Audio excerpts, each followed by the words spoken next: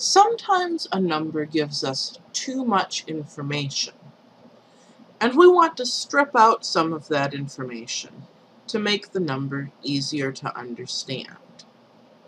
For example, if I were to tell you that there are 28,637,151,821 spiders in the ceiling about to fall on you, you might feel like telling you all of the digits of that number was more than you really needed to know. You might feel like it would be enough for me to tell you that there are about 29 billion spiders about to fall on you.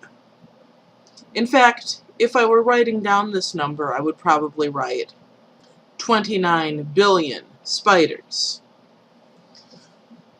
29 billion is a lot easier to understand than 28,673,151,821. The process that takes that big number I'm not going to pronounce again right now to 29 billion is called rounding. In this case, we've rounded to the nearest billion. What's this to the nearest all about? Well, our big unpleasant number, just by looking at it we can tell that that's somewhere between 28 billion and 29 billion. When we round to the nearest billion, we want to say, which is closer? Is the number of spiders about to fall on us close to only 28 billion, only a little bit more? Or is it getting up there really close to being 29 billion? To decide which is closer, we look at the next digit. The digit that comes in the middle is 5.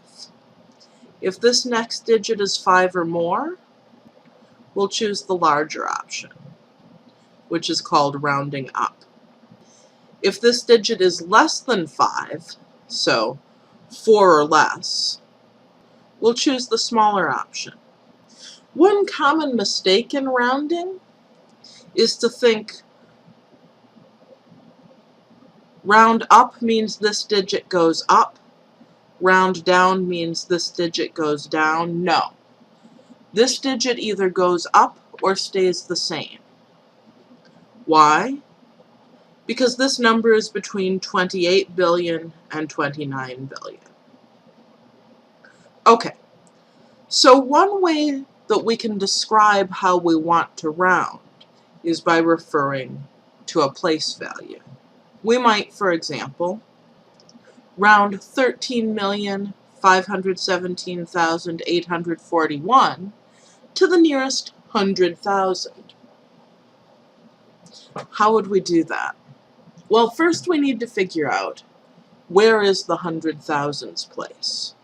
That's actually the hardest part of this whole process. Our best friend here is these commas, because the commas divide our number into 3-digit groups. You may be used to thinking of numbers as base 10. In a certain sense, our numbers are actually base 1,000, and we just never mentioned that to you. Each of these groups holds a 3-digit number whose places are named in the pattern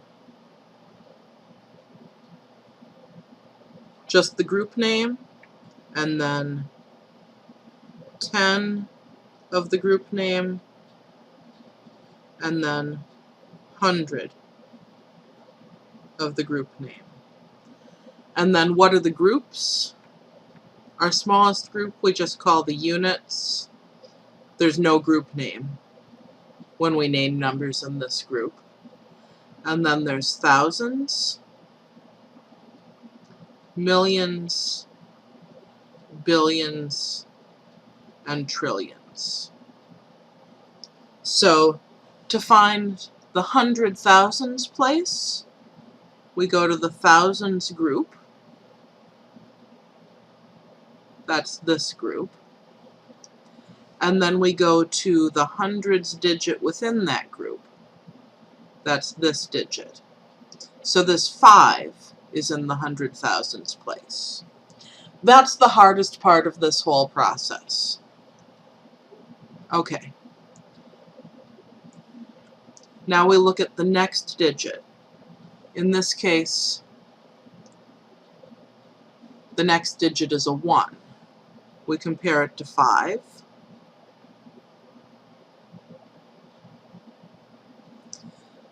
Since this digit is less than 5, right? 1 is smaller than 5. We want to round down. Now, some numbers it's a little bit complicated. Right? The first option is just everything up to the digit we're interested in, and then fill in the rest of the digits with zeros. And then see what happens when you increase this digit by 1. If it's a 9, you get that sort of odometer ticking over. This is not a 9, so we have no problems. Our options are 13,500,000, 13,600,000. Again, our next digit was a 1, so we want to round down. We get 13,500,000.